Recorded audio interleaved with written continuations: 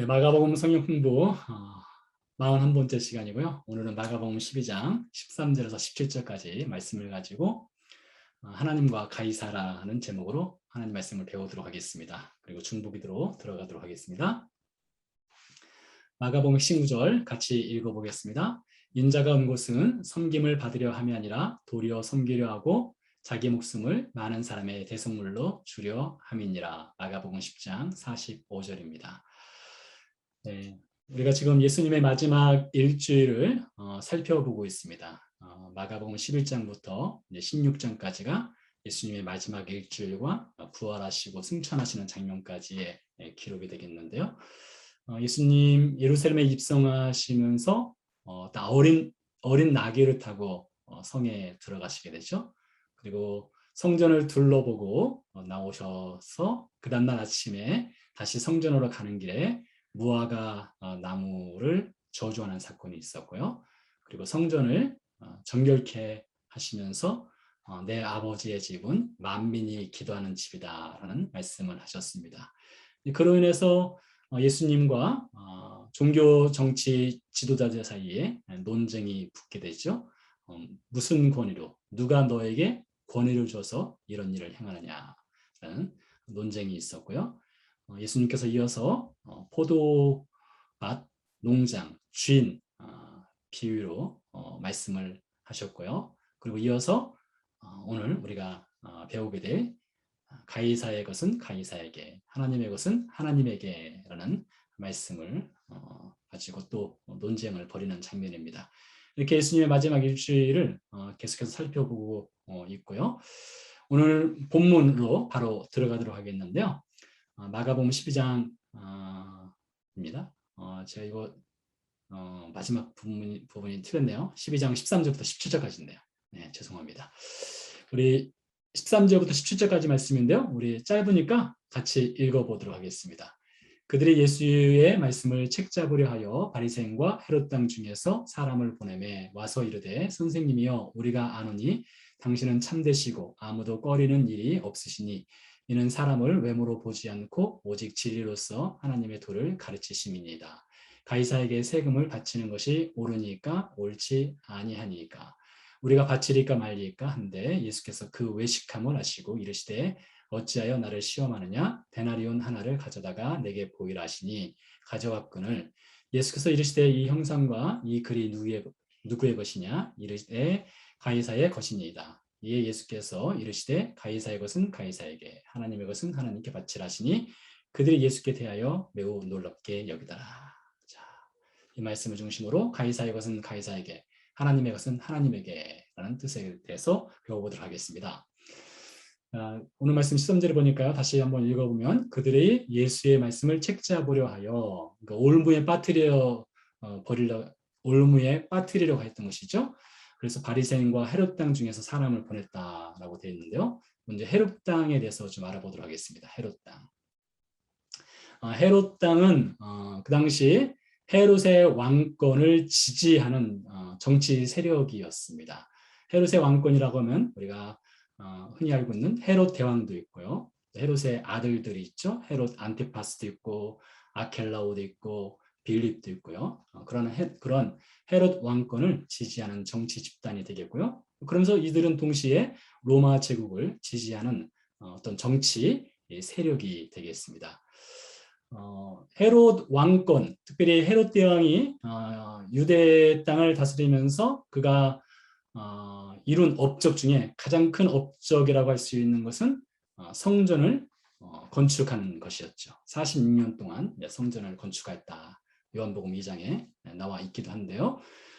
이 헤롯이 성전을 건축하는 이 일을 가지고 헤롯 당원들은 헤롯은 두 번째 다윗이다 이렇게 주장을 하였습니다. 두 번째 다윗. 이 다윗이 구약 성경에 보면 하나님의 성전을 지으려고 시도하지 않습니까? 물론 실제 성전을 건축한 인물은 다윗의 아들 솔로몬이었지만 다윗이 성전을 지으려고 하였었죠. 그래서 헤롯은 두 번째 다윗과 같은 존재이다 이렇게 주장을 하게 되었는데요. 그러다 보니까 어디까지 가는가 하면요. 헤롯은 곧 메시아이다 이런 주장까지 했던 사람들이 헤롯 당원들이 되겠습니다. 우리가 그 중에서도 특별히 헤롯 당원들은 정치 집단으로 헤롯의 왕권을 지지하는 사람들, 이렇게 이해하시면 될 것 같고요. 두 번째, 바리새인들, 우리가 잘 알고 있는 사람들이죠. 바리새인은 어떤 사람들입니까? 이 사람들은 바리새라고 하는 뜻은 분리되다라는 뜻이 있습니다. 무엇인가 일반 사람들 혹은 이방인들과 분리되어 있는 자신들만의 어떤 특권, 거룩함, 종교의식, 이게 사로잡힌 인물들이 되겠는데요. 바리새인들은 다윗의 왕권을 주장했습니다. 이들은 메시아를 기다리는 사람들이었죠. 물론 일반 유대인들도 메시아를 기다렸지만 특별히 바리새인들은 메시아에 대한 대망이 있었습니다. 그래서 헤롯 왕권을 지지했지만 바리새인들은 언젠가 다윗의 왕권이 유대 땅에 세워지기를 열망하였던 사람들이죠. 이들은 종교 집단입니다. 그리고 헤롯 당원들은 로마 제국을 지지했지만 바리새인들은 유대의 민족, 유대 국가를 지지하는 사람들이었습니다. 바리새인들은 그 특징을 좀 더 살펴보면 토라라고 할 때는 우리가 모세 오경을 말하기도 하고요. 모세 오경, 창세기, 출애굽기, 레위기, 민수기, 신명기를 말하기도 하고요. 구약 성경 전체를 토라라고 일컫기도 합니다. 이 토라는 성문, 즉 글로 기록된 토라가 있고요. 구전, 그 오랄 토라라고 하죠. 이제 말로 전해져 내려온 율법이 있습니다. 물론 우리는 성문, 글로 기록된 토라만을 믿지만 이 바리새인들은 구전으로 내려온 율법도 믿었습니다. 잠시 후에 구전으로 내려온 율법의 한 예를 또 말씀드릴 텐데요. 아무튼 이 리튼 토라와 오랄 토라 이 두 가지를 믿었던 사람들이 바리새인들이었고요. 이들은 부활을 믿었습니다. 물론 이 부활은 우리 기독교인들도 믿고 있는 중요한 교리 중에 하나죠. 바리새인들은 백성의 지지를 받았습니다.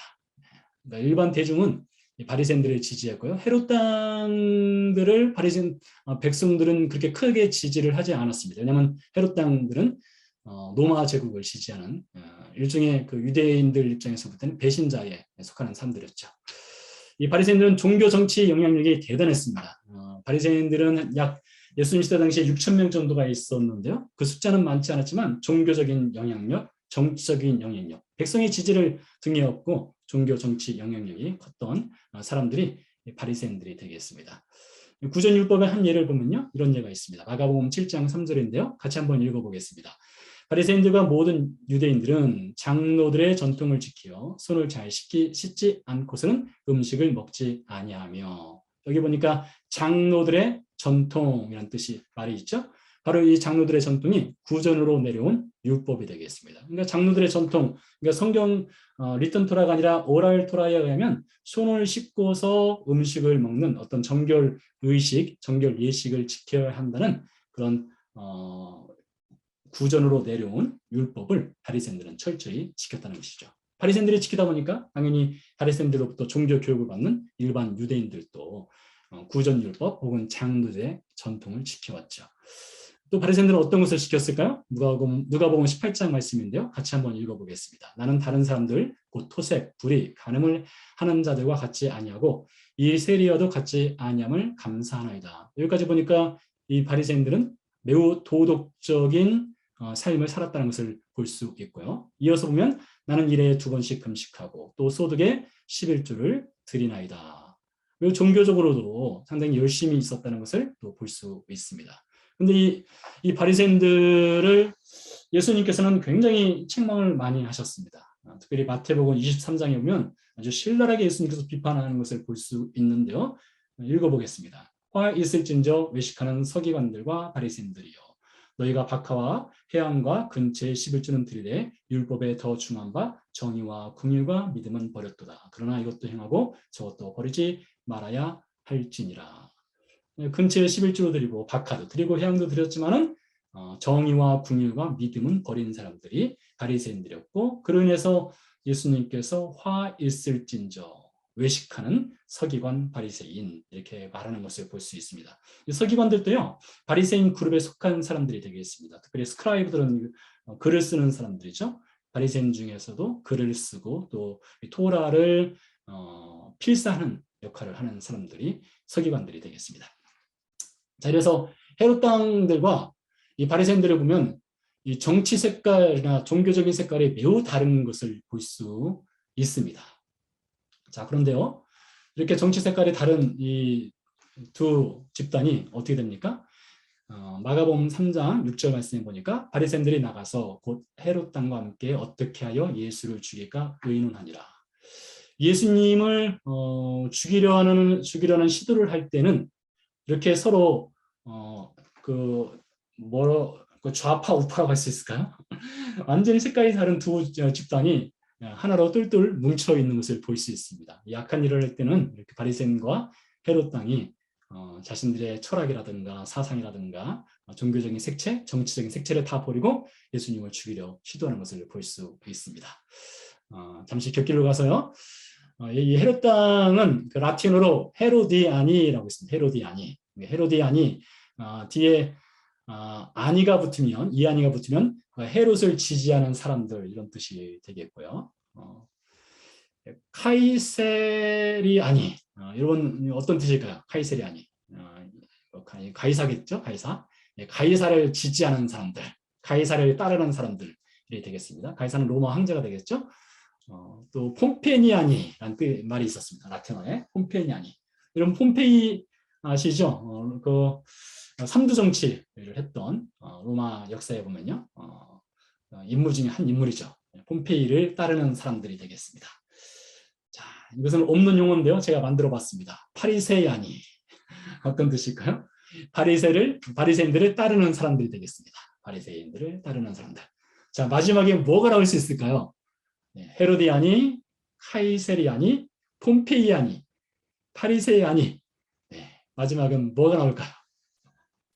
네, 이런 용어가 있었습니다. 크리스티아노니라고 읽어야 되겠네요. 자, 어떤 뜻일까요? 그리스도를 따르는 사람들이 되겠습니다. 라틴어에 보면 이런 용어가 있었어요. 실제로 사용됐던 용어가 되겠습니다. 성경에 보니까요. 자, 사도행전 11장 26절 말씀에 가르치고 말씀을 한번 읽어보도록 하겠습니다.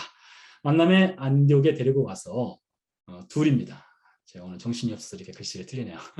교회 1년간 모여 있어 큰 무리를 가르쳤고 제자들이 안디옥에서 비로소 가르치고 정땅점점 이라 일컬음을 받게 되었더라. 자, 가론에 들어갈 단어가 무엇일까요?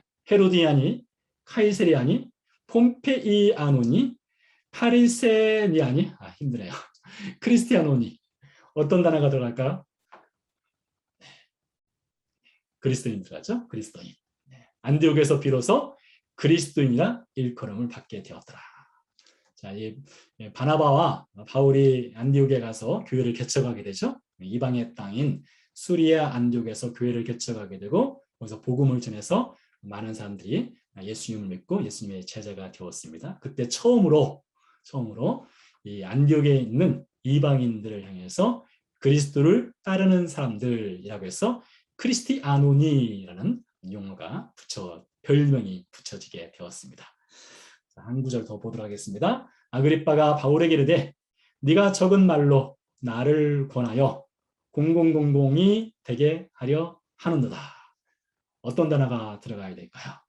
헤롯, 카이사, 폼페이, 파리세, 크리스티아노니. 어떤 단어일까요?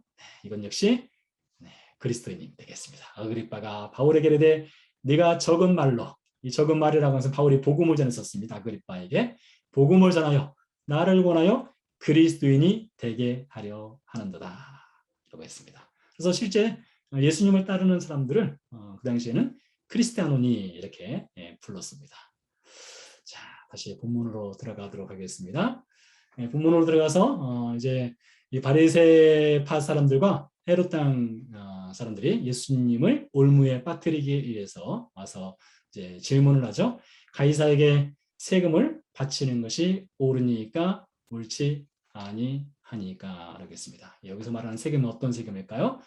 자, 여기서 말하는 세금은요, 1년에 한 번씩 내는 세금이 있었습니다. 인두세라고 하죠. 폴텍스라고 해서 데나리온 하나를 로마 정부에 바치는 겁니다.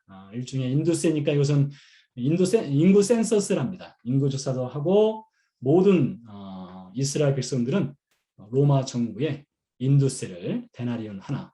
당시 일일 노동자의 셀러리 하루 임금이라고 하죠. 데나리온은요. 보통 뭐 오늘날로 말하면 50불에서 100달러 혹은 그 이상도 될 수 있고요. 그 정도의 세금을 로마 정부에 바치는 폴텍스, 이것을 바치는 것이 옳으니까 옳지 아니하니까, 이런 질문을 하였습니다. 자, 근데 역사적으로 보니까요, AD 6년에 어떤 일이 있었느냐? 이 인두세를 바치는 것을 반대하고 반란을 꾀한 일이 있었습니다. 사도행전 5장 37절에 그 역사적 사건의 기록이 있는데요. 그 호적할 때에 갈릴리의 유다가 일어나 백성을 꾀어 따르게 하다가 그도 망한즉 따르던 모든 사람들이 흩어졌느니라. 여러분, 갈릴리 유다라고 했으니까 갈릴리 지역에 살고 있는 유다라고 하는 인물입니다. 여러분 지도 뭐 작아서 잘 보일지 모르겠으나 갈릴리 바다가 있는 그 지역이겠죠. 그곳에 살고 있는 유다가 로마 정부에 대항해서 반란을 일으켰는데 그 반란을 일으킨 이유가 세금, 폴텍스를 바치지 못하겠다. 그래서 반란을 일으켰다가 그도 죽고 그들 따르는 사람들도 많이 죽임을 당한 일이 있었습니다. 그래서 이 인두세를 바치고 안 바치고는 로마 정부 입장에서는 매우 시리어스하게 생각을 할 수 있는 문제죠. 인두세를 안 바치겠다면 그 속국 이제 피지배를 받고 있는 민족이나 나라는 아마 로마 제국의 침공을 받을 수 있는 그런 아주 위험한 발상이라고 할 수가 있겠는데요. 그 문제를 가지고 이제 아주 이 정치적인 이슈를 가지고 이제 물은 것이 되겠습니다. 헤롯 당원들은 당연히 이 세금을 바치는 것을 찬성하겠죠. 왜냐하면 그들은 로마 정부를 지지하는 사람들이니까요. 가이사에게 복종, 충성, 가이사의 주권. 가이사는 뭐 당시에 신적인 권위를 갖고 있는 인물이었죠. 뭐 선 오브 갓이라고 실제로 불렸으니까요. 가이사의 주권을 인정하는 헤롯 당원들은 당연히 세금을 바쳐야 된다고 주장하였고요. 바리새인들은 또 반대죠. 바리새인들은 유대 민족 또 다윗의 왕권을 인정하는 사람들이니까 로마 정부에 세금을 바치는 것을 반대하는 입장에 서 있는 사람들이죠. 이 전혀 반대하는 입장과 찬성하는 입장에 선 이 두 세력이 예수님께 와서 세금을 바치는 것이 옳으니까 옳지 아니하니까, 이런 질문을 한 것입니다. 그래서 예수님께서 만약에 yes, 세금을 바쳐라 하면은 어떤 말을 드릴 수 있을까요? 바리새인들로부터는 예수는 가이사, 거짓신, 실제 신도 아닌 이 거짓신을 섬기는 사람이다. 그러니까 무상숭배자다. 이런 비난을 들을 수 있는 입장에 서게 되겠죠. 반대로 예수님께서 너 세금 바치면 안 된다 하면은 어떤 일이 발생합니까? 안티 가이사가 되는 겁니다. 제가 영어 발음이 안 좋아서 이 가이사가 이게 시전 같은 안티 가이사가 되는 겁니다. 그래서 이제 정치적으로 이제 예수님이 올무에 붙잡힐 수 있게 되죠. 방금 전에 우리가 사도행전 5장의 예를 봤던 것처럼 갈릴리의 유다도 이 세금 바치는 것을 반대했다가 반란을 일으켰다가 그가 죽임을 당한 것처럼 예수님께서 세금을 바치면 안 된다 했을 때는 정치적인 이슈로 예수님을 처형시킬 수 있는 그런 빌미를 얻을 수 있겠죠. 그래서 참 예수님께서 이렇게 할 수도 없고 저렇게 해서 할 수도 없는 그런 올무에 빠지기 직전에 있는 상황이 되겠습니다. 자, 그래서 예수님께서 뭐라고 말씀하십니까? 예수께서 그 외식함을 하시고라고 했습니다. 외식함. 여러분이 외식이란 말 아시죠? 그러니까 가면을 쓰다 뭐 이런 뜻이죠. 가면을 쓰다. 그 속마음을 아신 것입니다. 속마음을 하셨는데 요한복음 2장에 보니까 이런 말씀이 있습니다. 같이 읽어보겠습니다. 예수는 그의 몸을 그들에게 부탁하지 아니하셨으니 이는 친히 모든 사람을 아심이요 또 사람에 대하여 누구의 증언도 받으실 필요가 없었으니 이는 그가 친히 사람의 속에 있는 것을 아셨음이니라. 여러분, 예수님께서 우리 마음속에 어떤 생각을 하고 있는지 다 알고 있다는 것이죠. 뭐 감사할 수도 있고요, 두려울 수도 있습니다.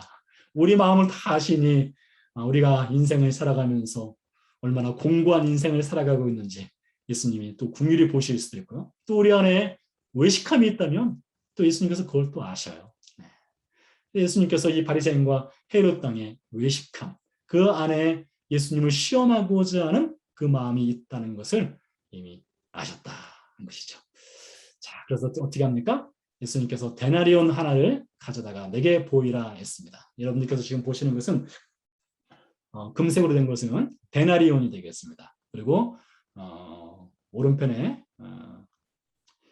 실버 색깔도 아니고요. 네, 아무튼 은색 비슷한 것은 이것은 이스라엘 동전인 세켈이 되겠습니다. 이스라엘은 화폐 단위가 지금도 세겔 혹은 세켈이라고 불리는데요. 성경 시대 당시에도 세켈이란 용어가 화폐 단위가 사용이 되었습니다. 한번 차이점을 보시기 바랍니다. 황금색 동전에는 사람의 형상이 새겨져 있습니다. 왼편에 보는 것은 이제 보통 황제의 형상이고요. 뒤에는 그 황제가 이룬 업적과 같은 것을 기록을 해놓은 것이 되겠습니다. 네, 이 형상화되어 있죠, 형상화. 이스라엘 동전은 꽃이라든가 혹은 어떤 제단의 모양 같은 것을 새겨놨습니다. 그리고 이 글씨는 화폐 단위입니다. 이것은 뭐 반세겔이라는 뜻인데요. 반세겔이라는 뜻을 화폐 단위만 기록을 해놓았습니다. 이스라엘 사람들이 원래 쓰던 동전은 이런 세겔이라는 동전을 사용을 하였죠. 그러나 로마의 지배를 받다 보니까 로마 화폐도 사용을 하게 되는데 로마 화폐는 이스라엘 사람들 입장에서는 사실 사용해서는 안 되는 겁니다. 왜요? 형상이 새겨져 있지 않습니까? 십계명의 두 번째 계명, 어떤 형상화시키는 것을 하나님께서는 금하였죠. 특별히 가이사를 형상화시켜서 가이사를 신으로 섬기는 어떤 대표적인 예라고 할 수 있는 것이 로마 동전이 되겠는데요. 그래서 이 데나리온이라고 하는 것은 이스라엘 사람들 입장에서 볼 때는 우상 숭배와 관련이 있고 거룩하지 아니한 아주 세속적인 동전이 되겠죠. 그래서 예수님께서 데나리온, 즉 로마 화폐를 가져다 보이라 하였습니다. 그러면서 이제 예수님께서 물었습니다. 이제 이 형상과 이 글이 누구의 것이냐 했더니 답을 하죠. 가이사의 것입니다. 예수께서 이르시되 가이사의 것은 가이사에게, 하나님의 것은 하나님에게 바치라 하였습니다. 그러자 사람들이 놀랐다라고 되어 있는데요. 뭐 간단하게 말씀드리면 가이사에게 속한 것은 가이사에게 바치고 하나님께 속해 있는 것은 하나님께 바쳐라, 뭐 이런 의미가 있을 수 있겠는데요. 이 가이사에게, 그리고 쉼표가 있고 하나님의 것은 하나님에게라고 되어 있는데요. 헬라어 원문에 보면 아주 중요한 접속사 하나가 한글 성경에는 빠져 있습니다. 카이라고 하는 단어입니다.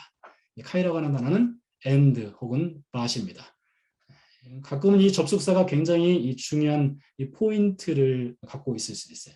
중요한 의미를 담고 있을 수 있는데요. 가이사의 것은 가이사에게 바쳐라. 그러나 하나님의 것은 하나님께 바쳐라. 이런 의미가 되겠는데요. 자, 이것을 좀 이해를 해보도록 하겠습니다. 아마 예수님께서 가이사의 것은 가이사에게 바쳐라 한 것은 당시에 로마 정부에서 바치라 하는 이 세금 제도에 대해서 예수님께서 인정을 한 것 같습니다. 로마서 13장에 보면 바울이 그런 얘기를 했습니다. 세상 정부의 권력은 하나님께서 주신 것이다 라고 했습니다. 예수님께서도 하나님께서 이스라엘을 로마 정부가 지배하는 것, 그 자체는 하나님의 주권하에서 그런 일이 있게 되었으니 로마 정부의 주권을 예수님께서 한편으로는 인정한 것을 또 볼 수 있기도 한데요. 자, 여기서 중요한 것은요, 가이사에게 속해 있는가 하나님에 속해 있는가 이 문제인데요. 여기 이 동전에 보면 가이사의 형상이 새겨져 있지 않습니까? 하나님 가이사의 형상이 새겨져 있는데 이 본문을 가지고 우리가 볼 수 있는 것은 하나님의 형상을 잃어버린 인생이 가이사의 형상을 따라서 살아간다라는 어떤 스테이트먼트를 볼 수 있는데요. 좀 더 설명을 하면 좀 이해가 될 수 있을 것 같은데요. 보도록 하겠습니다. 창세기 1장 27절 말씀입니다. 같이 한번 읽어보겠습니다. 하나님이 자기 형상 곧 하나님의 형상대로 사람을 창조하시되 남자와 여자를 창조하시고 라고 되어 있습니다. 우리가 원래 그러니까 사람이 창조되었을 때는 하나님의 형상, 여기서 형상이라고 할 때는 하나님은 실제 어떤 눈으로 보여지는 형상을 갖고 계시진 않죠. 그러니까 하나님의 어떤 네이처, 하나님의 캐릭터, 하나님의 성품, 뭐 그런 것을 뜻하겠죠. 그러니까 우리가 원래는 하나님의 성품을 닮은 존재로 창조가 된 것이 우리 인생이었다는 것입니다. 우리 인생이었는데 하나님으로부터 떠나서 이제 범죄하고 나서 인간이 잃어버린 것이 있습니다. 그것이 바로 하나님의 형상을 잃어버렸습니다. 하나님의 형상을 잃어버린 인생들은 어떻게 됩니까? 가이사의 형상을 따라 살게 된 겁니다. 세상의 왕과 혹은 자기 스스로가 왕이 되어서 자기 생각과 자기 마음대로 살아가는 그런 인생을 살아가게 된다는 것이죠. 그래서 그 이마고 데이라고 하는 하나님의 형상을 우리가 아담의 범죄로 인해서 잃어버리게 되면서 우리는 가이사라고 하는 어떤 세상에 속한 인생을 살아가게 되었던 것이죠.